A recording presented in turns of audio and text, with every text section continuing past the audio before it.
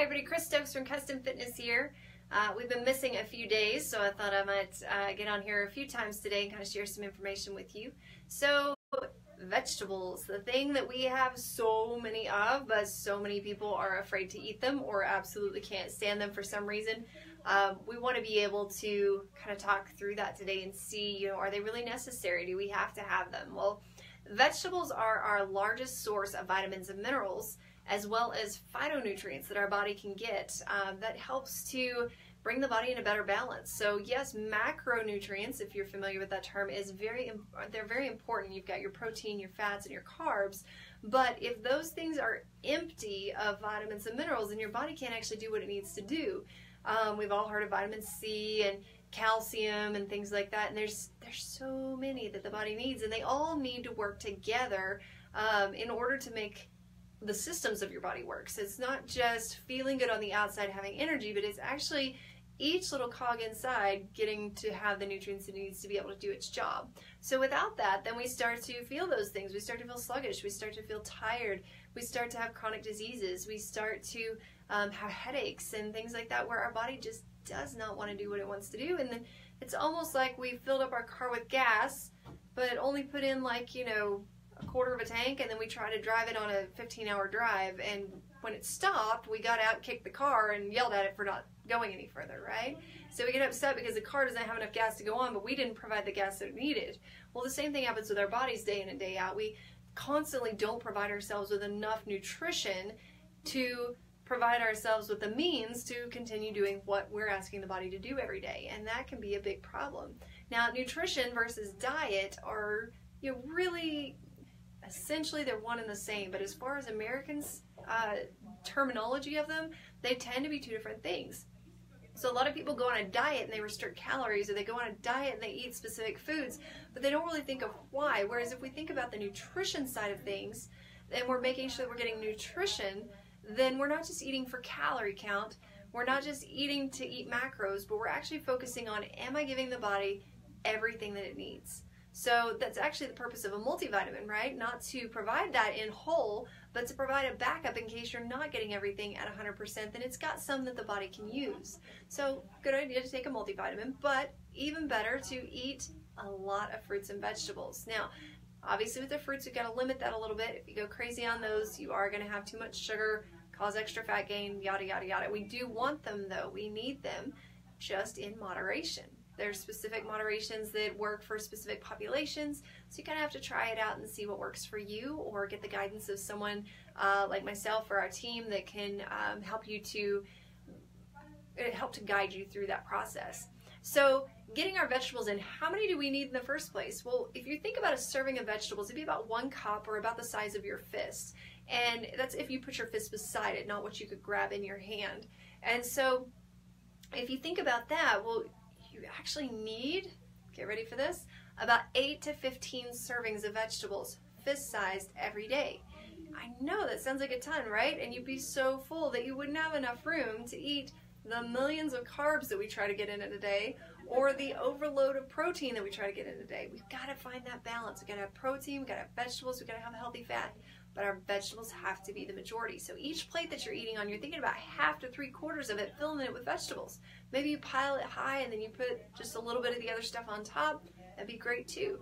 So ways that we can get in our vegetables each day. Well, we could have a salad. Lots of people do. People come in all the time. They say, man, I eat a salad 3 times a day, and they still have a too high a body fat. So what we want to do is we want to look at content, that nutritional content we were just talking about. If you're eating lettuce all the time, you're not getting it. So even if it's great spinach and kale and things like that, you're getting a lot of good things, but it's the same thing every day. So when it comes to vegetables, we want to eat the rainbow. We want to make sure that we've got all different colors. Okay, so again, you could have that salad, but maybe you put some other things on top to add some color to it. The more colors you get in, the more phytonutrients, which is great for your body. Now, you could do that. You could hide it in some food. So if you've done any talking to people who've done paleo, or you've done any research on paleo, my goodness, there are more cauliflower recipes than you know what to do with, right? You can make cauliflower into pizza crust, into rice, into mashed potatoes, you name it, it works. it's a way to hide your vegetables, right? So cauliflower is a great vegetable. Hide it in things. There's other vegetables that you can hide in as well. And in January, coming up, we're going to have a seminar with Marla Evans, who I'm so excited to bring in to have her speak. And she's going to be talking about vegetables that even your husband will eat. And she's going to be talking about different foods and ways that you can kind of hide those in there and sneak them in to where you don't really taste them and it works out well. So that would be a great thing to keep your ear open for. We're going to be posting this event on Facebook later. All right, so we've got our hiding it in the food, we've got our salads, we've got our rainbow colors. What about juicing? There's so many vegetable juices available out at the grocery stores now. No, V8 does not count. I'm sorry. But we're talking about less processed, cold pressed juices. So if you had to purchase one at the store, a cold pressed one would be your best bet. Now, are you going to get the highest quality? Not really, because it's sat there. It's got to be preserved in a way that it doesn't go bad on the shelf in a day or two, or whatever, however long they're planning on keeping it there for. But there are some high quality juices that you can have shipped to you that have been they've been juiced and flash frozen, and they can ship them to you frozen, and you can still get a lot of nutrient content out of them. You could juice your own. Now that's different than a smoothie. So a smoothie is where you take the whole piece of fruit or vegetable, you put it in, and it mixes all of it, which is great because it adds fiber. But if you're wanting just the juice and you're wanting to increase your vegetable content, then you could get a juicer and be able to juice the vegetables and just drink the juice. That would be another option as well, okay? So then people ask, well, cooked versus raw, what do we need to do? Well, my stance is always the same. I want you to live outside the bubble, and I want you to be able to eat vegetables. So if you're just starting with vegetables and you'll only eat them one way, go for it. Get them in. I'd rather you do it than not at all. But if you have a preference on, one or the other, and you feel like, what, maybe I could try it this way, try it out. Try them all different ways. As long as they're not like limp noodles, you're okay. You still want them to be kind of al dente, which is where they're still slightly crisp, so that you don't lose all the nutrient content. The longer you cook vegetables, the more nutrients you lose out of them. Same thing if you microwave them, you tend to lose more nutrients than you would if you did them stovetop or if you ate them raw. They're kind of, good, better, best type situation there. And so you want to make sure and get them in however best you can. But then once you get comfortable with eating vegetables, start to try to eat them in ways that enriches the nutrient content rather than diminishes it. That would definitely be the best. All right, so story coming up for you guys right now is that I had a client who has been having some issues with nutrition for a while now and just hasn't been able to take hold of the nutrition the way that they know that they need to, they really want to. They haven't been able to do it. So they've lost a little here and there along the way, but nothing really dramatic, which happens to some people, right? And then all of a sudden we had this big long talk about how to fit the vegetables in and how to really take hold of that. And they decided now was the time. All of a sudden you have that light switch flip and you're like, oh, today's the day I'm going to get that done. And so they took hold of that and they really went out. They started doing juicing. They started adding more salads with more colors. They started just really increasing what they were doing in vegetable-wise.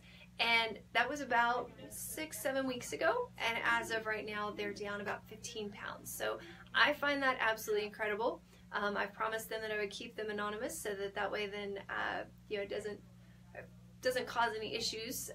But I do just want to say how proud I am of them that they finally just got a hold of it and they did it, and it's helping. So I know that you may not like vegetables, they may not be your favorite, but if you will have them in your diet, if you will find a way to just palate them to get it going so that you can eat them, drink them, whatever it works, then your body will start to respond well to that because it needs those in order to thrive, in order to do what it's trying to do.